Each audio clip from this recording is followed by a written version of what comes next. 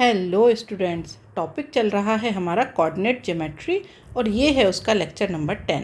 तो चलिए स्टार्ट करते हैं क्वेश्चन नंबर 1 से। जिसने अभी तक प्रीवियस लेक्चर्स नहीं देखे हैं वो बिल्कुल भी टेंशन ना ले, पूरा लेक्चर आपको समझ में आने वाला है। और प्रीवियस लेक्चर्स देखने के लिए यहाँ पर आई बटन में लिंक गिवन है और वीडियो के एंड में भी पूरी प्लेलिस्ट दी गई है, वहाँ से जा कर के आप लेक्चर्स देख सकते हैं। तो चलिए स्टार्ट करते हैं क्वेश्चन नंबर 1 से।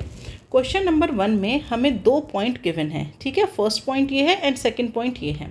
तो ये कहा गया है कि एक पैरेललोग्राम है और उसका जो डायगोनल है, उसके जो कोऑर्डिनेट हैं बाहर के, तो वो ये 2 पॉइंट्स हैं। तो यहाँ पर थर्ड वर्टेक्स भी गिवन है। तो अब हमें ये बताना है कि जो फोर्थ वर्टेक्स है वो क्या होगी, ठीक है। तो सबसे पहले हम यहाँ पर बना लेंगे एक पैरेललोग्राम। तो ये हमारा एक पैरेललोग्राम बन गया। अब यहाँ पर बना दीजिए एक डायगोनल। तो अब क्वेश्चन में ये कहा गया है कि 3 and -4 और -6 and 2, ये जो 2 पॉइंट्स हैं ये हमारी एक्सट्रीमिटीज़ है एक डायगोनल की। तो इसका मतलब ये जो AC डायगोनल हमने लिया है, तो यहाँ पर एक के कोऑर्डिनेट हो जाएंगे 3 - 4 और दूसरे का कोऑर्डिनेट हो जाएगा -6 and 2, ठीक है। इसके बाद ये कहा गया है कि इसकी जो थर्ड वर्टेक्स है, दैट मीन्स B या D में से कोई सी भी एक जो वर्टेक्स है वो क्या है, -1 and -3। तो यहाँ पर B के कोऑर्डिनेट मैंने ले लिए -1 and -3। अब यहाँ पर आपसे पूछा गया है कि ये जो फोर्थ कोऑर्डिनेट है D, इसकी वैल्यू फाइंड आउट करनी है, ठीक है। तो यहाँ पर D के कोऑर्डिनेट गिवन नहीं है, तो इन्हें हम मान लेते हैं x and y, ओके। तो जब हमने इसे x y मान लिया, अब आप यहाँ पर अगर डायगोनल BD की बात करें तो वो ये हो जाएगा, ठीक है। तो यहाँ पर डायगोनल BD भी हमने मिला लिया। अब जो पैरेललोग्राम है उसकी एक प्रॉपर्टी ये होती है कि जो मिड पॉइंट होगा, हम यहाँ पर लिखेंगे mid point of diagonal BD is equal to mid point of AC। जो डायगोनल AC का मिड पॉइंट है, दैट मीन्स यहाँ पर वही डायगोनल BD का मिड पॉइंट होगा। तो इस मिड पॉइंट को मैंने मान लिया है O, ओके। अब हमें O के कोऑर्डिनेट फाइंड आउट करने हैं। तो O का कोऑर्डिनेट फाइंड आउट करने के लिए हम A और C की हेल्प लेंगे, क्योंकि AC का मिड पॉइंट क्या है, O, और BD का मिड पॉइंट क्या है, O, ठीक है। तो यहाँ पर जब हम कोऑर्डिनेट फाइंड आउट करेंगे तो देखिए, अगर मैं BD से O का कोऑर्डिनेट फाइंड आउट करूं तो मिड पॉइंट थ्योरम क्या कहती है कि x1 + x2/2, ये तो हो गया x का कोऑर्डिनेट। जैसे हमारे पास ये एक लाइन है, उसका ये हो गया मिड पॉइंट। तो यहाँ के कोऑर्डिनेट हैं अगर x1 y1, ये है x2 y2, तो जो मिड पॉइंट है उसका कोऑर्डिनेट हो जाएगा x and y। तो इस x की वैल्यू कैसे निकलेगी, x1 + x2/2। और ऐसे ही अगर आप y की वैल्यू निकालना चाहें तो वो कैसे निकलेगा, y1 + y2/2 is equal to y। Same concept यहाँ पर लगेगा। अब जब हमें BD की वैल्यू चाहिए, मतलब BD का जो मिड पॉइंट है O, उसकी वैल्यू चाहिए, तो वो क्या हो जाएगा, x - 1/2, ठीक है। और y कोऑर्डिनेट क्या हो जाएगा, ये हो जाएगा y - 3/2। अब ये जो मिड पॉइंट है वो किसके मिड पॉइंट के इक्वल है, वो है आपका 3 - 6/2 -4 + 2/2। ये दोनों ही मिड पॉइंट इक्वल हैं। अब इन्हें कर दीजिए यहाँ से कंपेयर। तो इसका मतलब ये हुआ x - 1/2 इज इक्वल टू -3/2। तो x - 1 इज इक्वल टू -3। तो जो x है उसकी वैल्यू आ गई -2। ऐसे ही y की वैल्यू को कंपेयर करेंगे तो यहाँ पर क्या हो जाएगा, y - 3/2 इज इक्वल टू -2/2, ठीक है। तो ये हो जाएगा y - 3 इज इक्वल टू -2। तो यहाँ से जो y है आपका, उसकी वैल्यू आ जाएगी 1। तो यही x और y हमें फाइंड आउट करने थे। हमें यही बताना था कि जो फोर्थ कोऑर्डिनेट है उसकी वैल्यू क्या होगी। तो यहाँ पर आप लिख सकते हैं D, ये जो D है xy, ये आपका कितना हो जाएगा, ये हो जाएगा हमारे पास -2 and 1, ठीक है। फोर्थ कोऑर्डिनेट हमें फाइंड आउट करना था, हमने उसे फाइंड आउट कर लिया। अब हम आ जाते हैं क्वेश्चन नंबर 2 पर। क्वेश्चन नंबर 2 में कहा गया है coordinates of the mid points of the sides of a triangle. ये गिवन है, तो हमें इसकी वर्टाइसेस फाइंड आउट करनी है। तो चलिए पहले बना लेते हैं एक ट्रायंगल। तो ये हो गया हमारे पास ट्रायंगल ABC। अब क्वेश्चन में ये कहा गया है कि इनकी जो साइड्स हैं, that means AB, BC and AC, इनके जो मिड पॉइंट्स हैं वो गिवन हैं। ठीक है, तो यहाँ पर AB का जो मिड पॉइंट है वो मान लिया मैंने 1 1, BC का मिड पॉइंट 2 एंड -3 और AC का मिड पॉइंट हो गया 3 एंड 4। ओके, तो इन्हें नाम दे सकते हैं हम लोग P, Q, R। ये दे दिए इनको नाम। अब यहाँ पर ये कहा गया है कि अगर मिड पॉइंट गिवन है तो ये जो ABC के जो कोऑर्डिनेट है वो फाइंड आउट करिए। तो चलिए इनके कोऑर्डिनेट को कुछ मान लेते हैं। A के कोऑर्डिनेट को मान लिया मैंने x1 y1, B का कोऑर्डिनेट हो गया x2 y2 और C का कोऑर्डिनेट हो गया x3 y3। ठीक है, अब देखिए यहाँ पर ये जो P Q R है ये मिड पॉइंट है। तो अगर मैं कहूँ आपसे कि ये जो P है इसकी वैल्यू फाइंड आउट करिए, तो इसकी वैल्यू कैसे निकलेगी? तो यहाँ पर इन केस ऑफ P की जब हम बात कर रहे हैं, ठीक है, तो जो P का कोऑर्डिनेट है 1, x की बात कर रहे हैं, ये कैसे बनेगा? ये बनेगा x1 + x2 अपॉन 2 से। ठीक है, तो यहाँ पर आप लिख सकते हैं x1 + x2 = 2, इक्वेशन नंबर 1। अब इसी में अगर y कोऑर्डिनेट है तो वो कैसे बनेगा? y = y1 + y2 upon 2, that means y1 + y2 = 2। ये हो गई इक्वेशन नंबर 2। ये तो हमने बात की है P की। अब हम बात करेंगे Q की। तो जो Q है, Q की वैल्यू क्या है? 2। वो कैसे बनेगा? x2 + x3 अपॉन 2 से। तो यहाँ पर आप कह सकते हैं x2 + x3 = 4। ये हो गई इक्वेशन नंबर 3। अब Q के केस में ही y के कोऑर्डिनेट कैसे निकलेंगे? -3 = y2 + y3 अपॉन में क्या आ जाएगा? 2। तो यहाँ से कह सकते हैं y2 + y3 = -6। ये हो गई इक्वेशन नंबर 4। तो P, Q इनकी वैल्यू हो गई। अब हम आते हैं वैल्यू R के ऊपर। R के केस में क्या होगा? सबसे पहले है ये 3। ये 3 कैसे आएगा आपका? ये आएगा x1 + x3 अपॉन 2। तो आप इसे लिख सकते हैं x1 + x3 = 6, इक्वेशन नंबर 5। और y के केस में क्या हो जाएगा? 4 है, तो 4 = y1 + y3 upon 2, that means y1 + y3 = 8। ये हो गई इक्वेशन नंबर 6। ठीक है, तो यहाँ पर अब हमारे पास 6 इक्वेशन आ गई और अननोन कितने हैं? अननोन भी 6 ही है। तो यहाँ पर हमारे पास 6 इक्वेशन हैं और 6 अननोन हैं। ठीक है, तो इनको फाइंड आउट करने के लिए करेंगे क्या हम? सबसे पहले इक्वेशन नंबर 1, 3 एंड 5 इन्हें ऐड करेंगे।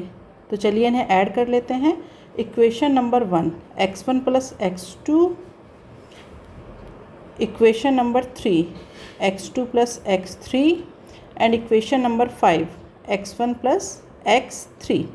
और ये हो जाएगा इक्वल टू में 2 + 4 + 6, 2 + 4 + 6। ठीक है, तो यहाँ से हम लिख सकते हैं 2x1 + x2 + x3 = 12। तो x1 + x2 + x3 = 6। ये हो जाएगी इक्वेशन नंबर 7। अब हमें वैल्यू फाइंड आउट करनी है x1, x2 एंड x3 की। तो उसे फाइंड आउट करने के लिए हम क्या करेंगे? एक बार मतलब सबसे पहले हम इक्वेशन नंबर 7 इसमें से सब्ट्रैक्ट करेंगे इक्वेशन नंबर 1 को। तो जब हम यहाँ से इसे सब्ट्रैक्ट करेंगे तो वैल्यू हमें मिल जाएगी x3 की और वो वैल्यू हो जाएगी 4। अब हम यूज़ करेंगे equation number 7 minus equation number 2। तो यहाँ से हमारे पास वैल्यू मिलेगी x2 की और x2 की वैल्यू हो जाएगी हमारे पास 2। ठीक है, अब सब्ट्रैक्ट करिए equation number 7 minus equation number 3। तो यहाँ से वैल्यू मिलेगी हमारे पास x3 और वो जो x3 है उसकी वैल्यू हो जाएगी 0। अब सेम प्रोसीजर हम यूज़ करेंगे y की वैल्यू को फाइंड आउट करने में। तो चलिए अब फाइंड आउट करते हैं y की वैल्यू। तो y की वैल्यू को फाइंड आउट करने में क्या करेंगे, अब हम ऐड करेंगे इक्वेशन नंबर 2 + 4 + 6। तो चलिए ऐड करते हैं। तो यहाँ पर देखेंगे जब हम 2, 4 एंड 6 को ऐड करेंगे तो ये हो जाएगा हमारा इक्वल टू में 4। ये हो जाएगा हमारा 2y1 + y2 + y3 = 4। तो यहाँ से y1 + y2 + y3 इसकी वैल्यू आ गई 2 और ये हो गई हमारे पास इक्वेशन नंबर 8। तो चलिए अब यहाँ से वैल्यू फाइंड आउट करेंगे y1 की। तो y1 की वैल्यू के लिए क्या करेंगे, जब आपको y1 की वैल्यू चाहिए तो यहाँ पर हम करेंगे इक्वेशन नंबर 8, इसमें से हम सब्ट्रैक्ट कर देंगे इक्वेशन नंबर 2 को। तो यहाँ से हमारे पास आ जाएगा y1 और y1 की वैल्यू क्या आ जाएगी, ये आ जाएगा हमारे पास 2 - 2 दैट मीन्स 0। ठीक है, फिर हम वैल्यू फाइंड आउट करेंगे y2 की। उसके लिए इक्वेशन नंबर 8 इसमें से सब्ट्रैक्ट कर दीजिए इक्वेशन नंबर 4 को। तो यहाँ से हमारे पास आएगा y2 और y2 की वैल्यू आ जाएगी 2 + 6। तो ये हो जाएगा हमारे पास 8। ठीक है, अब वैल्यू फाइंड आउट करेंगे y3 की। इसके लिए equation number 8 minus equation number 6। तो यहाँ से हम लिखेंगे y3 = 2 - 8 दैट मीन्स -6। तो अब हमारे पास सारी वैल्यूज़ आ गई। अब इन्हें हमें सिर्फ अरेंज करके लिखना है, x1 y1, x2 y2 and x3 y3। ये हमारे कोऑर्डिनेट हैं a, b एंड c के। तो ये वैल्यू यहाँ पर लिख लीजिए। ये हो जाएगा हमारे पास 4, 0, ये वाला हो जाएगा हमारे पास 2 एंड 8 और जो c है उसकी वैल्यू हो जाएगी 0 एंड -6। ठीक है, तो इस क्वेश्चन में हमने क्या किया, हमारे पास एक ट्राइंगल गिवन था जिसमें हमें उसकी जो 3 साइड्स हैं उनके मिड पॉइंट गिवन थे और यहाँ पर ट्राइंगल के वर्टाइसेस को पूछा गया था। तो उसके लिए हमने क्या किया, हमने मिड पॉइंट फॉर्मूले का यूज़ किया। तो PQR ये उसके मिड पॉइंट थे, ABC इनके कोऑर्डिनेट हमने x1 y1, x2 y2 and x3 y3 ये हमने मान लिए थे। तो मिड पॉइंट वाले फॉर्मूले को यूज़ करके यहाँ पर हमारे पास 6 इक्वेशन आई। उन इक्वेशंस को फिर हमने सॉल्व किया और हमने यहाँ पर A, B और C तीनों के कोऑर्डिनेट्स फाइंड आउट कर लिए। तो चलिए अब हम आ जाते हैं क्वेश्चन नंबर 3 पर। क्वेश्चन नंबर 3 में कहा गया है determine the ratio in which the straight line divides the line segment joining these 2 points. ठीक है, तो सबसे पहले इसके लिए हम क्या करेंगे, हम इन दोनों पॉइंट्स को जॉइन करके एक लाइन को ड्रॉ करेंगे।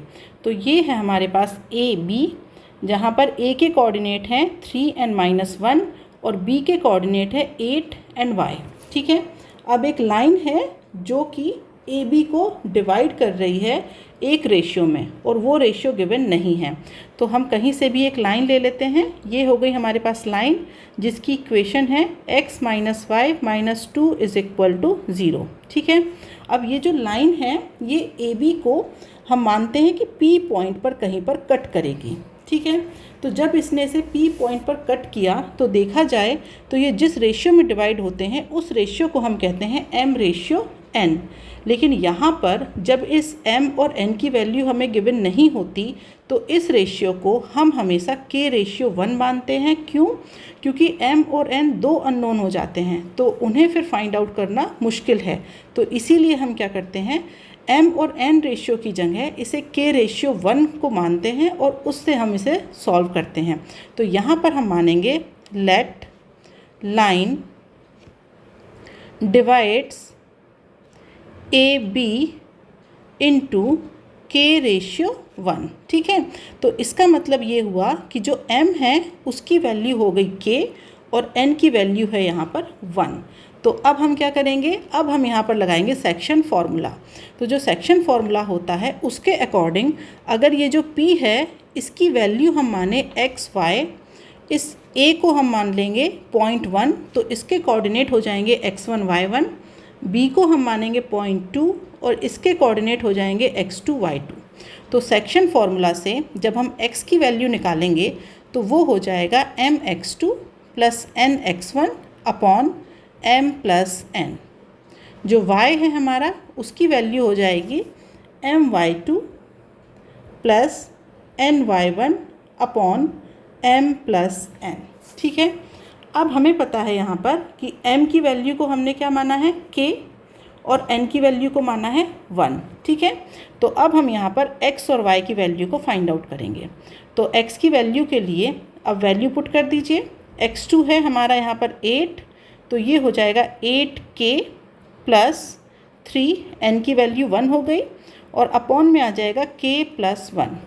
अब आप y की वैल्यू निकालेंगे तो ये जो y की वैल्यू है 9k माइनस 1 अपॉन में हो जाएगा k प्लस 1।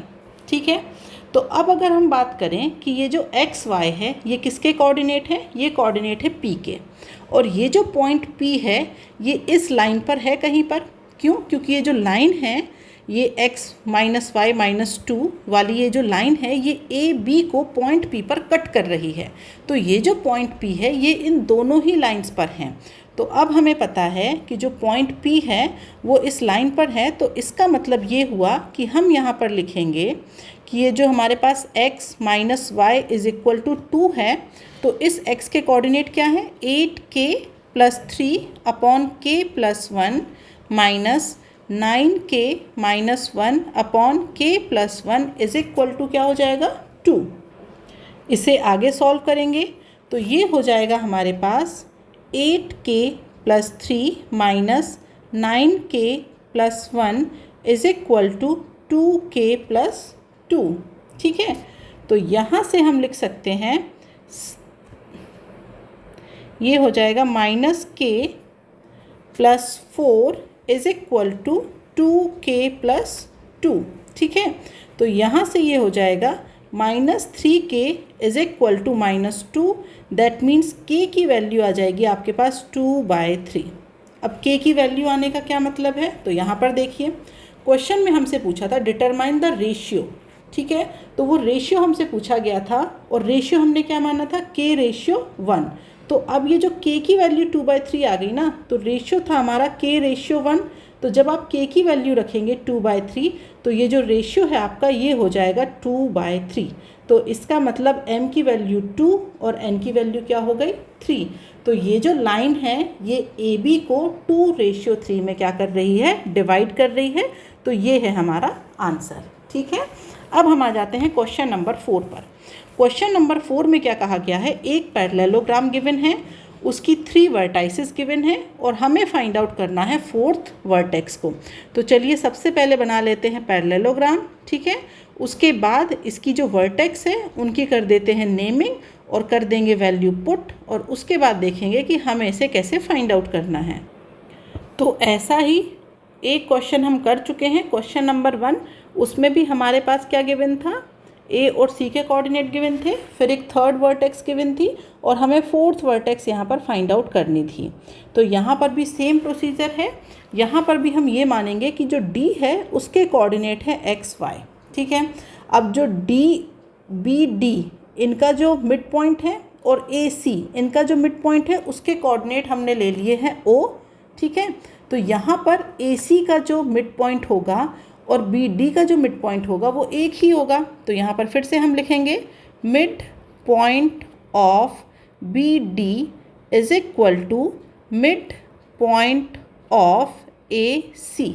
ठीक है, तो इसी फॉर्मूले से अब हम इसे करेंगे। तो जो मिड पॉइंट थ्योरम है उससे अगर हम बी डी की वैल्यू मतलब जो बी डी का जो मिड पॉइंट है वो निकालेंगे तो वो क्या आ जाएगा, वो हो जाएगा 2a plus b plus x upon 2। ठीक है, y क्या हो जाएगा 2a minus b plus y upon 2। ये तो हो गया बी डी का मिड पॉइंट। अब ए सी का मिड पॉइंट निकालिए तो ये हो जाएगा a plus b plus a minus b upon 2। यहाँ पर हो जाएगा a minus b plus a plus b upon 2। ठीक है, तो अब इनकी वैल्यूज़ को अरेंज करके लिख लीजिए। तो ये हो जाएगा 2a plus b plus x upon 2 2a minus b plus y upon 2 is equal to, b से b कैंसिल तो ये हो जाएगा a, यहाँ पर भी b से b कैंसिल तो फिर से ये हो जाएगा a। ठीक है, अब इन्हें करेंगे हम कंपेयर, तो करिए चलिए। ये हो जाएगा 2a plus b plus x is equal to 2a। यहाँ पर हो जाएगा 2a minus b plus y is equal to 2a। Okay, अब क्या होगा यहाँ पर फिर से 2a से 2a कैंसिल, दैट मीन्स यहाँ पर जब आप y की वैल्यू x की वैल्यू निकालेंगे तो ये हो जाएगी माइनस b। यहाँ पर आ जाइए, यहाँ पर भी 2a से 2a क्या हो जाएगा कैंसिल। इसके बाद जब आप यहाँ से y की वैल्यू निकालेंगे तो ये आ जाएगी आपके पास b। ठीक है, इसका मतलब ये हुआ कि जो फोर्थ कोऑर्डिनेट है d, उसकी वैल्यू हो जाएगी माइनस बी एंड बी। यही हमें फाइंड आउट करना था। ओके, तो प्रोसीजर बिल्कुल जो क्वेश्चन नंबर 1 है उसके जैसा है, बस यहाँ पर जो आपकी वैल्यूज़ है वो न्यूमेरिक नंबर ना दे करके अल्फ़ाबेट में गिवन था। अब हम आ जाते हैं क्वेश्चन नंबर 5 पर। क्वेश्चन नंबर 5 में गिवन है कि एक पैरेललोग्राम है जिसकी 2 वर्टेक्स ये हैं। ठीक है, और जो डायगोनल है वो क्या कर रहा है, कट कर रहा है एक पॉइंट 2 - 5 पर। Find the other vertex of the parallelogram. तो चलिए इसके लिए सबसे पहले पैरेललोग्राम ड्रॉ कर लेते हैं। तो ये हो जाएगा हमारे पास पैरेललोग्राम।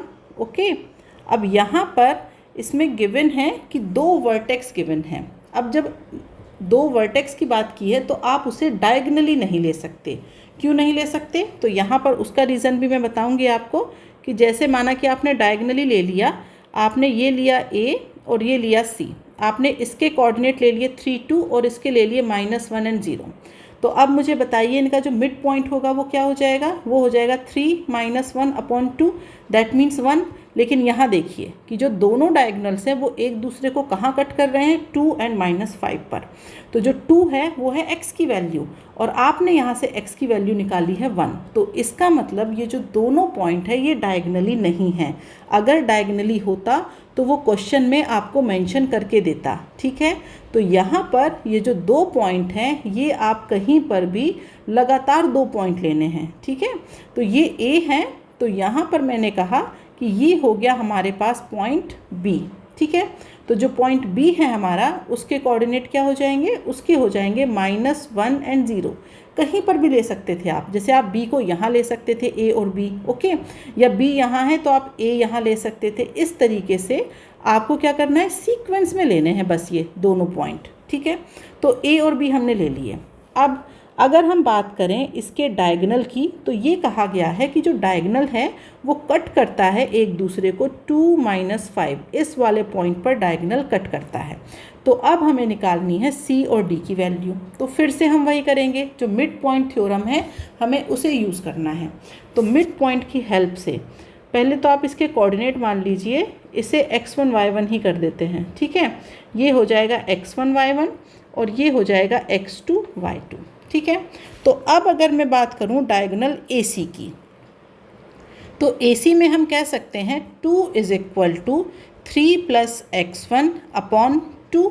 ठीक है, और यहाँ पर हम कह सकते हैं -5 = 2 + y1/2।